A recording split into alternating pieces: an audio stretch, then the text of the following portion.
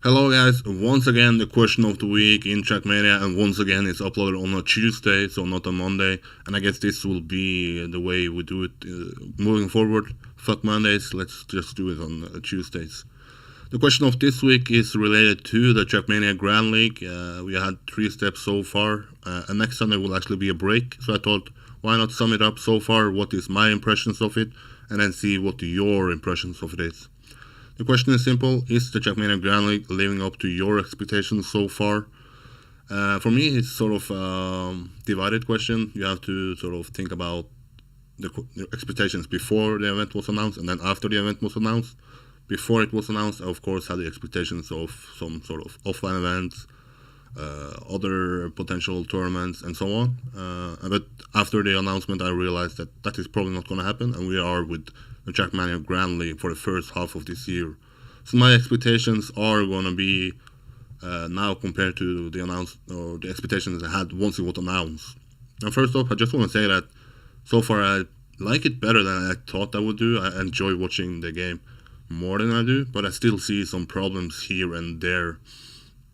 And the first thing I actually noticed in the step one was the overlay and how it was displayed, sort of the production value. Just having the names of the players and the standings, the live standings on the left. I fucking love that. So easy to follow who is there, who is that. You don't need to have some super good vision to see it. It's pretty clear, but not so big that it takes away the focus from the driving itself. And on the right side, then you have, when you spectate a player, you get some information about him, the full name, age, how he's done so far in the event, how he's doing so far on this step, let's say map 1, map 2, map 3, and so on. And I guess like the best lap times and how it does towards the best overall lap time, and so on. So the layout I like a lot, and the production overall I like a lot. And then you have this best lap time feature. Instead of having the the live rankings or the live scores normally being in the middle, just behind the car in the normal. Now you have the best lap times there, and then sort of live things is moved up to the right corner, I believe, along with a lap counter. That's kind of cool as well, seeing who is doing best on lap 6, who is catching up, and so on. And it's good to see that we have Riolo as the official caster who has been there for every step so far, all the 3 steps. And to me, he is the best in the game. He's the voice of TrackMania so far, and he should probably be it in the future as well. I don't see anyone challenging him as the best caster. He has knowledge about the game, he can hype it up, and he can also just go break it down straight to what is going on, what sections of the maps are, what sections of the map should the viewers focus about, what is really gonna be the part where we should focus, where people can fail, and so on. But this format for me, it needs more casters, I believe, simply because it's 16 players, and it's hard to follow just myself what is going on, and it will help if there are more eyes on there, helping out. Let's say, oh, he failed here, something that probably not the caster itself would notice, because he's trying to focus about telling what the driver who he is following is doing. We saw it in step 2, I believe. Radiance was there helping out Riolo, and they seem to, for each map, get more and more along, kind of find each other's flow and so on. So I like that. I hope we will see more of sort of a duo there. If it's Radiance, perfect, and if it's some others, perfect. But I think that the main guy who should be there every time is Riolo. I think people who are watching it, tuning in now, expect him to be there, and he's sort of identity of this tournament. Identity is sort of word in this tournament, having identity of each map. Why not have identity of the cast itself and then him being the guy? But maybe having someone in his ear, maybe not necessarily being official on the stream, but having him helping out as a production, saying, okay, here, Kappa failed, or Pack failed, or so on.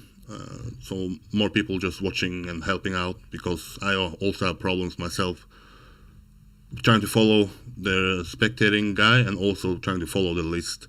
I sort of had to pick, should I just watch the list or should I just watch the battle the caster is focusing on? And then we can move over to the other streamers. So people have been sort of skeptical, I guess, about having unprofessional casters casting it, like the Solari one, and the EC for Poland, and then a Trilux from Germany. Trilux, of course, having some history in TrackMania before.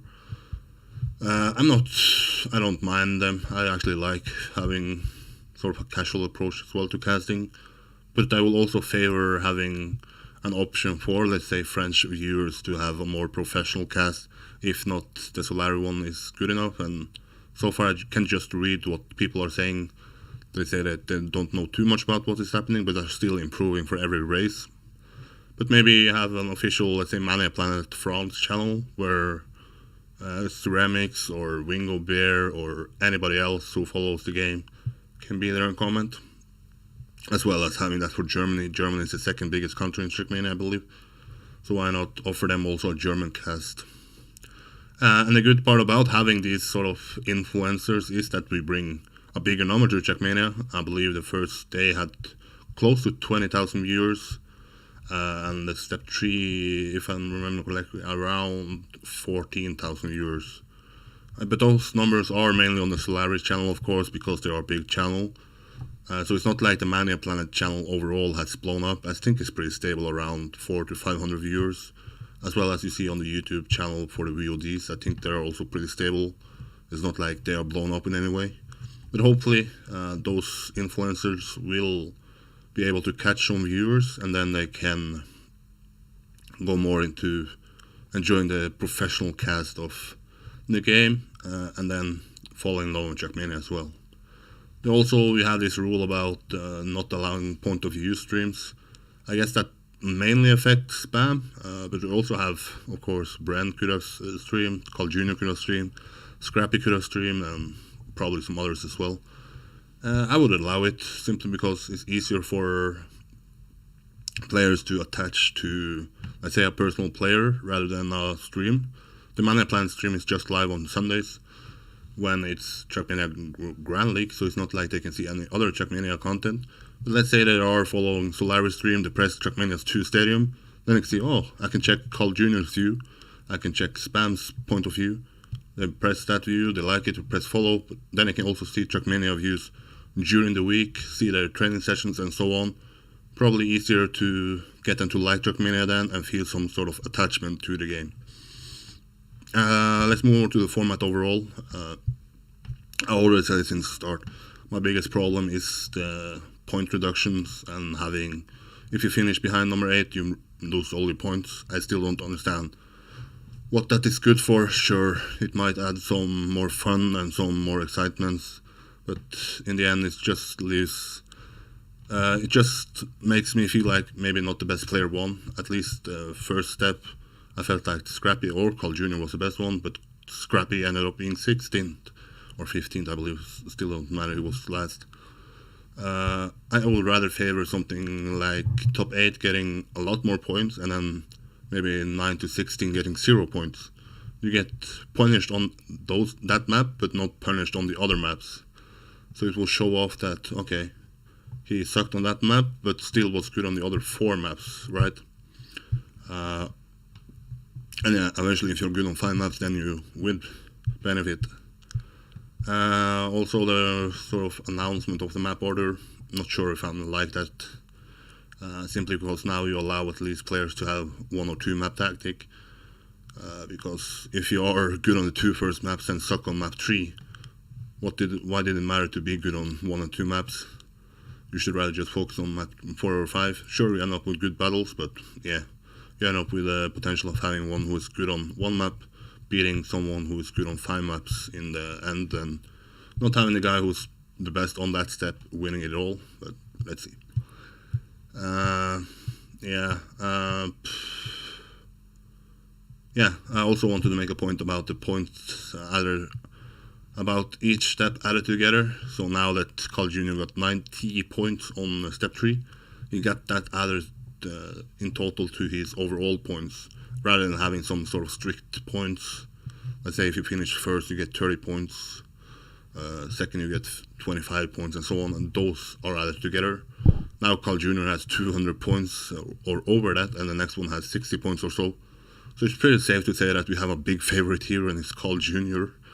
I would find a hard case for him not winning it now, simply because he looks to be the best player there, only challenged by Scrappy, I believe. And Scrappy has done some mistakes here and there, which then shows in the overall standings that he's not looking to be one of the best guys, even though, in my eyes, he's probably the second best player so far in the tournament, just behind Carl Jr. And Carl Jr. once again shows that he's such a unique talent in TrackMania and such a unique player, someone who has famously won the World Championships 3 times in the style of tech. He has won the Threader Cup in the style of, what the fuck, Threader, I guess, just dual tracks here and there. And now he's also proven to be the best player in some sort of endurance format in different maps, where you also have dirt parts, balancing parts, full speed parts, and so on. So I guess he just makes the case more and more clear that he's the greatest TrackMania player of all time, but that is for another topic and not for this topic. And if I'm to look at who was my biggest disappointment so far after the 3 weeks, I will actually have to go with Kappa. I expected him to be number 1, number 2, number 3 at least. Now I believe around number 7, number 8, alongside Danik B. But not like the Kappa we know from the World Championship, where he was a guy who contended for the first places. Now he's a little bit more in the middle of the pack, doing some good here and there. I know, of course, that he had some busy times with university exams, traveling and such. And now we'll skip Game and Winterfest to focus on the TrackMania Grand League. And hopefully we'll see what that guy is really capable of. And I know that if we get to a playoff, I probably think he would then be the guy who gets, levels the most up, simply because now he has a tangible goal to focus on rather than 10 weeks. And yeah, I'm going to make a video simply about the prize pool itself, but if you don't want to check that out, the prize pool is 15,000 euros. Top 8 gets paid, alongside the winner of each maps get 100 euros. And yeah, already 12 minutes here. I talked more about just my expectations and how it's living up. I probably sound more like a girl who complains about his boyfriend, or her boyfriend. Like I say, I like the overall concept, but I see some problems here and there, some room for improvements, but I still overall like the format and the sort of idea here with Nadeo coming in, sponsoring it, Nadeo helping out the community, also having some community member there. And if we continue like this, I get more and more positive for every step. But I also know that I could have been way more positive if there was like the focus of each round or each map was simply who is going to be first rather than who is going to be behind number 8. Let me know what you think in the comment section. Is the TrackMania Grand League living up to the expectations? Do you expect more? Is there some changes that you want to see implemented during the beta season or after the season? And yeah, if you don't want to write something in the comments, I know most people don't, so I will also add the link to the Twitter poll. Just go, yes I like it, no I don't like it, not sure yet, or I don't follow it. Yeah, guess that's it. Bye bye.